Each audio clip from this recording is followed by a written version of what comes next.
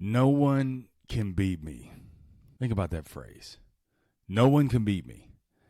It's a true statement, but it depends on the context in which you use it.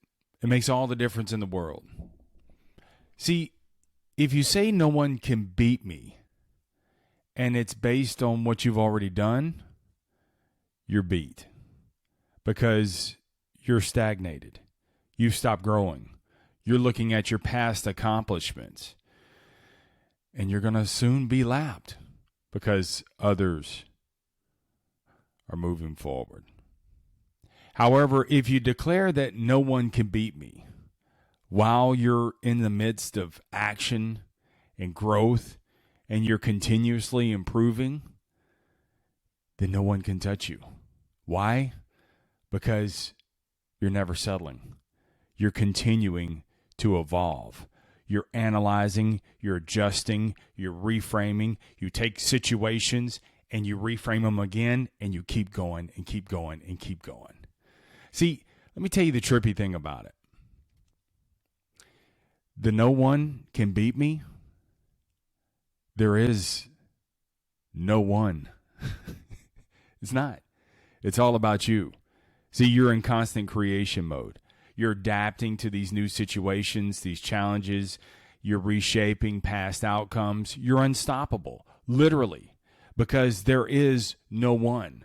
There is no one person. There is no one situation. There is no one circumstance. There is no one, because you're not focused on others.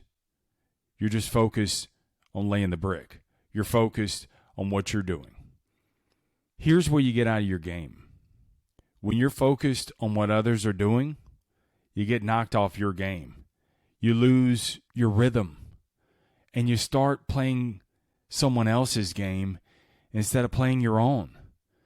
This is when you get knocked off. This is when setbacks occur.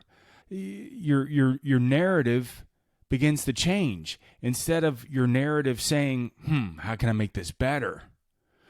Your narrative is comparative. You're comparing yourself to what others are doing. Case in point, the other day my daughter did a beautiful painting in art. And she said, I didn't like it. And I said, why didn't you like it?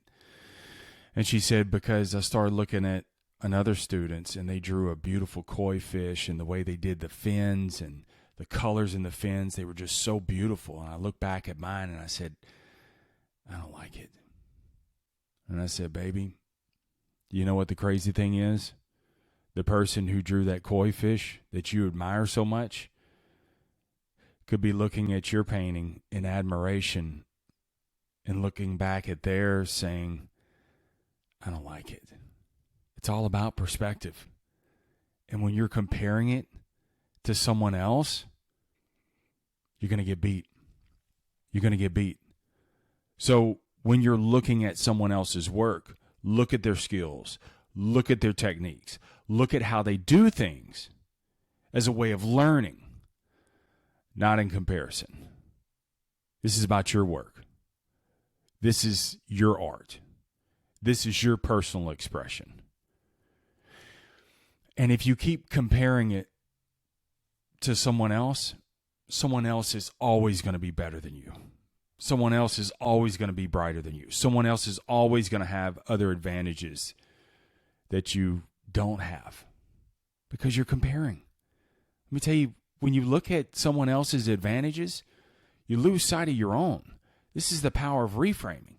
So when you can see that your narrative is starting to slip and you're starting to compare and take stock of someone else's advantages, quickly take stock of yours. If someone started before you, you can look at it as an advantage, but you can also find your advantages in that because they started ahead of you. They've had to go the long road, and now you can draft all of those efficiencies, and you can make tiny course corrections and fast track it and see drastic improvements in a shorter amount of time because the technology is better. The efficiencies are there. And again, You're learning. You're not comparing. So let me give you a few takeaways today where no one can beat you. You got to tell yourself that. No one can beat me because you're constant. You're in motion. You're evolving. So number one, you got to embrace continuous growth.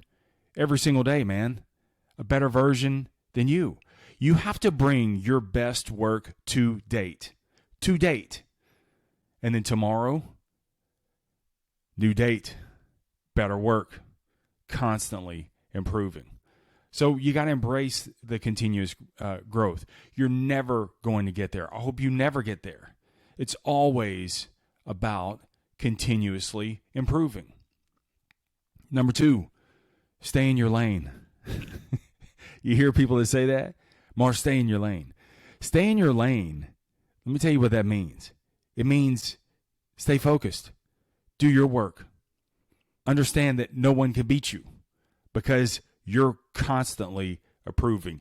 You're constantly getting better. You're constantly analyzing, adjusting, gamifying everything, and you refuse to settle. The third part, consistency is key. Keep analyzing. Consistency is everything. Keep improving. It's a continuous race. It's an infinite game that you're playing because the game that you're playing is with yourself, man. This is where you get burned out is when you start comparing to someone else. You're like, man, there's no use. I can't catch them. And you burn up. No. You know how many people started a podcast before I did? Dude, if I compared myself to them and their accomplishments and what they're doing, I'd flame out. It's all about bringing a message every single day that I can. Bringing that message, making it better, making it more clear, making it more concise. It helps me think better. It helps me approach the day better. It helps me coach better. And last, affirm your value, man. Remind yourself, man, no one can beat me because there is no one. It's just me bringing my best to date. And tomorrow, I'm going to do it again. That's why no one can beat you. Remember, keep it simple, keep it moving, never settle, stay tough. Let's get it.